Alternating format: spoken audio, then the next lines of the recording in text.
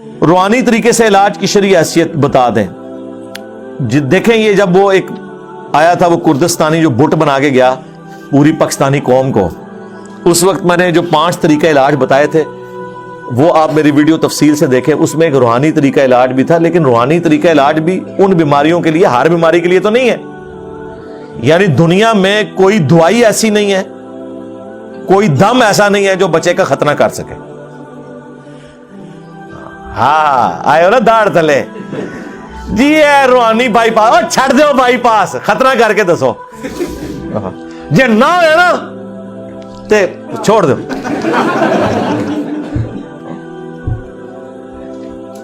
آج جس بزرگ نے سٹیک تے لوانا ہے اپنے آپ نو, کیڑا ہے جڑا ہے لکھ کے دے منو کہ اگر میں نہ کر سکیا ختنہ تو جو مرضی کرو جی صاحب اجازت ہے,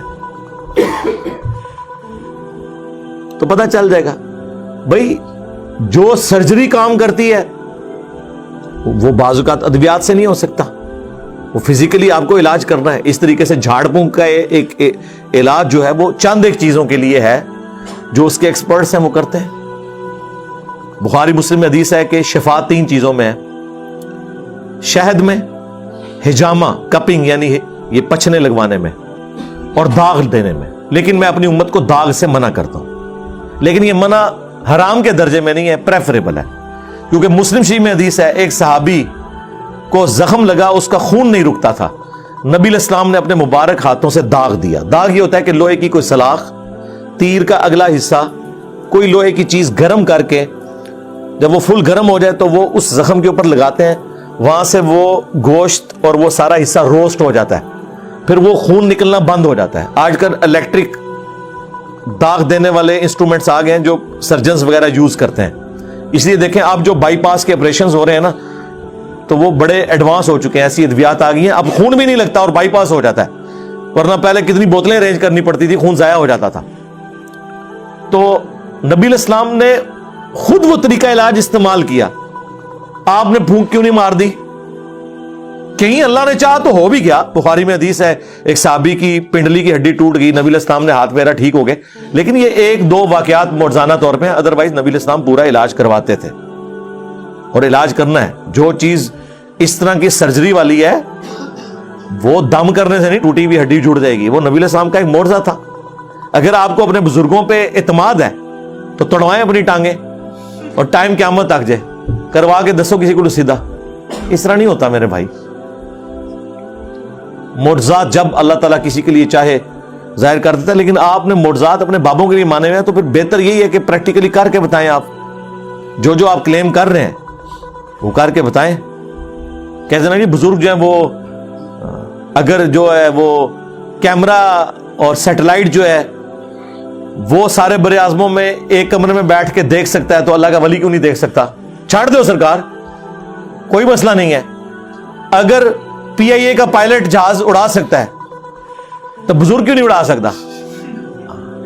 بٹھائیے سارے بزرگانوں اور کاکپٹ سے جو ہے پائلٹ کو کہیں گے جی آپ تو نکلے نا, یہ اڑا دے والے جی قیامت والے دن جا کے لینڈ کرنا ہے انہوں نے جتنے کرنا ہے.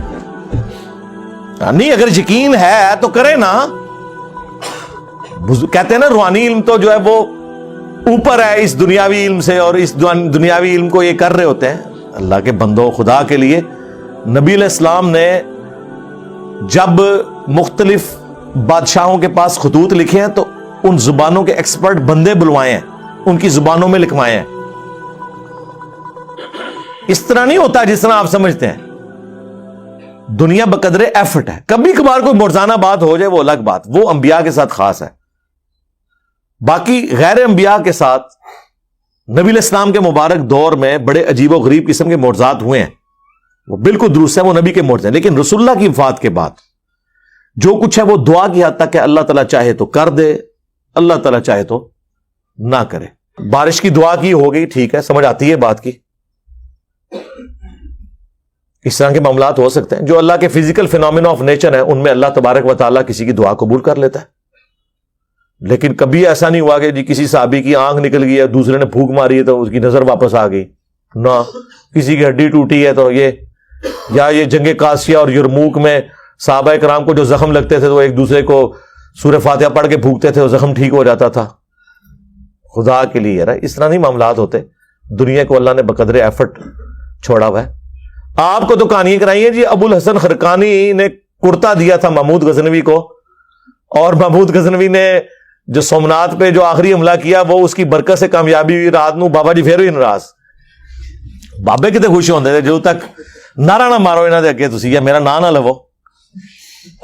وہ بابا جی کہندے نے ان کا کہ ناراض ان کا تو نے میرے کرتے کی اتنی کم قیمت لگائی ہے. اگر تو یہ کرتا اٹھا کے یہ دعا کرتا نا کہ قیامت تک اس پلانٹ ارتھ پہ کوئی کافر باقی نہ رہے تو سارے مسلمان ہو جاتے. اچھا لوگ پڑھتے ہیں سبحان اللہ, لعنت ہے سنانے والے بھی سننے والے بھی. کیا صحابہ کرام قادسیہ اور یرموک میں رومنز اور پرشینز کے خلاف رسول اللہ کا کرتا لے کے گئے تھے؟